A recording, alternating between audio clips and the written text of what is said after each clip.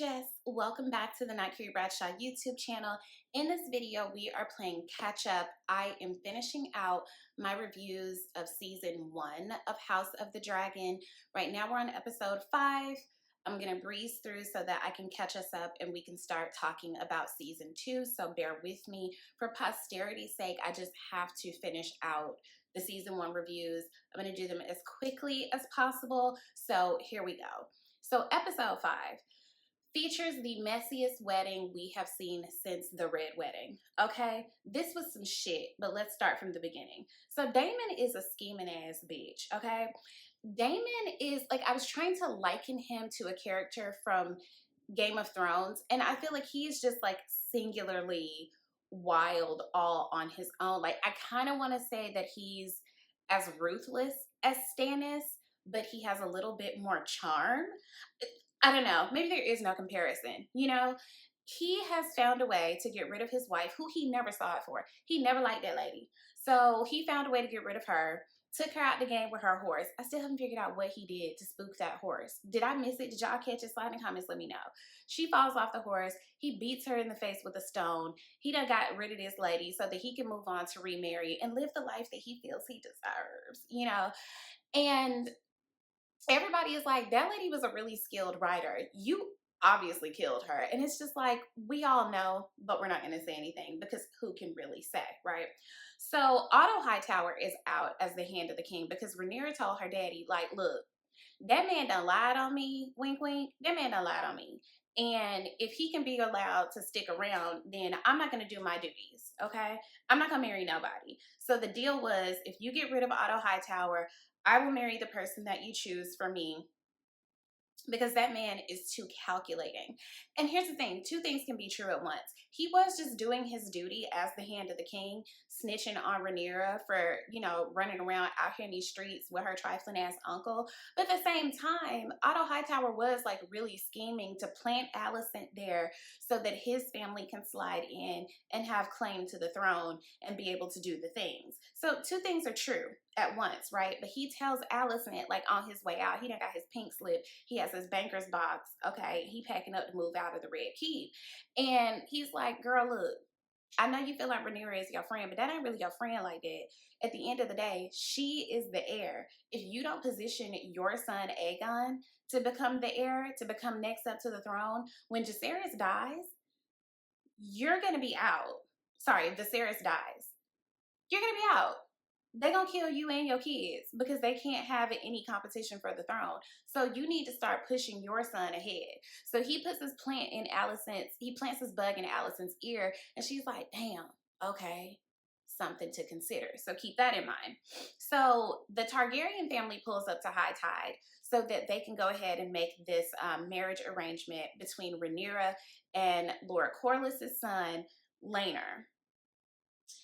Now, Laenor do not like girls, okay? And everybody kind of knows this, but we have to do what we have to do to secure this alliance because Corlys is still mad that Viserys passed over his very young daughter to marry Alicent. And he out here trying to make allegiances with the free cities and bravos, and that could really impact the economy. You see how no matter what the universe is, the economy just be some shit, and it's just a very fragile system that everyone is struggling to keep together, even in fantasy world, you know what I'm saying?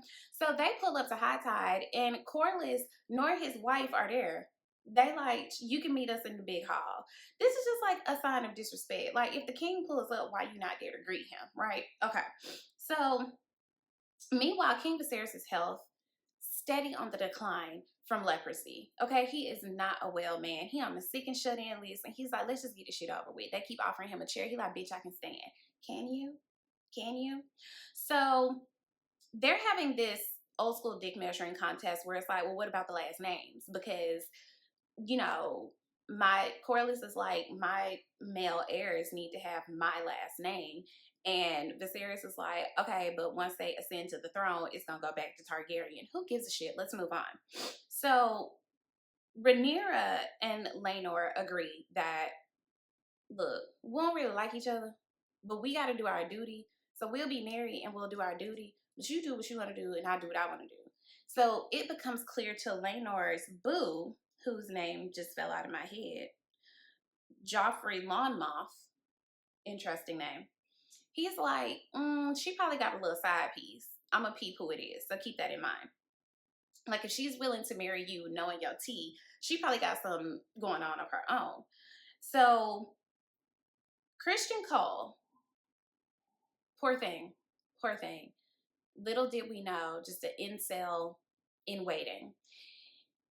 They get back on the boat to head back to the house, right? Christian Cole is like, look, you don't even really like none of this, he says to Rhaenyra. You don't really, this ain't really you. This ain't a part of your world. Let's go hop on a boat where we can sell oranges and cinnamon together and like just leave all this behind. Like, he's proposing marriage in this completely different life. Like, girl, let's just run away. And Rhaenyra is like, girl, I have duties. Okay, King Viserys really sold her on like your duty to the realm. This is what, you know, the prophecy, the prince that was promised, and all things. So she's really taking her duty to the realm seriously. It's not just about her. It's not just about what she wants and her desires and what women should have and what they shouldn't have. It's, oh, this shit is bigger than me. I need to lock in. So she turns Christian Cole down and she's like, look, but we can still, you know, do what we do. He is utterly offended. He clutches his pearls. He's like, oh my God. He's scandalized that, like, you want me to be your whore. And it's like, baby, that's what you've been being, right? As an aside, was it an abuse of power for Rhaenyra to like throw herself at him? I feel like it was an abuse of power because she's ultimately his boss and she hired him. How was he gonna say no? She didn't realize that Christian Cole is as pious as he is. He took his vows as a king's guard very seriously, and the only way that he felt he could make up for it was to propose marriage to her and just like move on with their lives together. And it's like, no, she's not gonna do that. Like, that lady got stuff to do. Okay, the Iron Throne is in peril. Like, can't nobody be running out selling oranges and cinnamon with you? What's the going price for oranges and cinnamon anyway? So Larys is a cross between Littlefinger and Varys. He's conniving and scheming, and he also has these little whispers, these little nuggets of info. So in order to ingratiate himself to Alicent, he tells Alicent, like, oh, girl, I hope the princess is doing better because I heard that, like, the Grand Maester brought her a tea in the night. This lets Alicent know, like, okay, so Rhaenyra lied to me and my husband lied to me, because if the king sent the tea, the abortion tea, then that means that he knows that she did something, or he suspects that she actually did something that night. And we're all just going to pretend that it didn't happen. Alicent was a bit naive in this, but I have to remember her and Rhaenyra are like the same age, you know, so these folks playing 3D chess, you know, and she was just playing a friendly game of checkers. But now, like, her awareness has been activated. So it's that combined with what her dad told her, her wheels are starting to turn of like, okay, I need to lock in on my own scheme, right? So, and the fact that like her daddy got fired. So it's like, y'all calling my daddy a liar, but y'all know he wasn't lying and y'all still fired him. So she feels away. So the wedding festivities, okay? Everything is messy. This is just, it's not on par with the red wedding, but it's just like, maybe we shouldn't have did this. Everything is tragic and trash.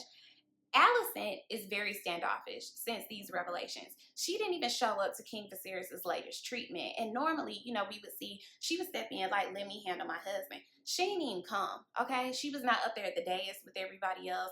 Homegirl pulled up late wearing the color of her house, okay? Letting everybody know, we wear green around here. I'm with my family. I don't know about these people. It was, you know, the things that are unsaid. Quiet part, still quiet. And she walked in the middle of the king's speech. Girl, who do you think you are? Okay, she's shaking the table. So she takes her seat after she done made this fashionably late entrance. Okay, then here come Damon, hoe ass. He comes in super late. And it's like, why was no one on time? Okay, knowing he just killed his wife. So with that being said, Sir Gerald Royce pulled up and was like, I know you killed my cousin and I'm gonna find a way to prove it, right? And Damon is like, yeah, fuck all that. I need my things. Like, as a widower, I need my inheritances, so I will be pulling back up so y'all can give me my lands and my titles and all the stuff. Okay. Then He's also scheming on Lena Valerian. Like he's making eyes at her, flirting with her, while also trying to throw a wrench in Rhaenyra's wedding plans. And she calls his bluff like, well then why didn't you marry me? Since you feel like I'm not doing what's right and what I want to be doing, like then you come for me. You know, send your people and we'll ride off, right? Just then, Joffrey Lonmoth decides that he wants to be a messy bitch and goes to Christian Cole and was like, you know, we on the same type of time. I'm a side bitch, you a side bitch. We got to make sure we protect our interests. This was the wrong thing to do, especially because Allison reached out to Christian Cole and was like, what do you know about the night in question? And he reveals to Allison, it was actually me who took Rhaenyra's honor, and you can sentence me to death. Allison, again, her awareness has been activated. She's like, nah, don't even worry about it. Thank you for your honesty, right? So now she has him in her pocket. And Christian Cole is just obviously conflicted. He's a good Christian boy. He don't be out here doing this kind of stuff. And now this gay man then came and told him they on the same type of time. He absolutely loses it. So a skirmish ensues. Okay, everybody fighting. Can't nobody find Rhaenyra. The king can't calm everybody down. He has like no control over anything, and he's just doing his best while he on the sick and shut in list. It's a mess. Christian Cole beats the absolute literal life out of Joffrey Lonmouth. Obviously, Laenor is distraught. This is the love of his life, just gone. Okay, face beat in. And Christian Cole goes to unalive himself because he's just like, I done messed up. Everybody done seen me beat this man up. People gonna ask questions. I don't even know what to do. Just then, Allison pops out and she's like, oh, we gonna figure this out, you know? She kind of saves his life. They go ahead with this wedding, okay, in the same hall where there is still blood about the floor. Like, nobody's happy. Laenor is crying. This is like the saddest wedding next to the red wedding, okay? And of course, King Viserys passes out. Of course he does. He's not a well man. Okay, so that's episode 5 of season 1 of House of the Dragon. I will be back shortly to talk about episode 6 so that we can catch up and we can start talking about season 2, which has just premiered. So stay tuned, slide in the comments, let me know your thoughts on this episode, what you hope to see in season 2, and I will be back soon. Be sure to like, comment, subscribe, share, tell a friend to tell a friend. We over here talking about House of the Dragon, and I'll see you guys soon. Bye.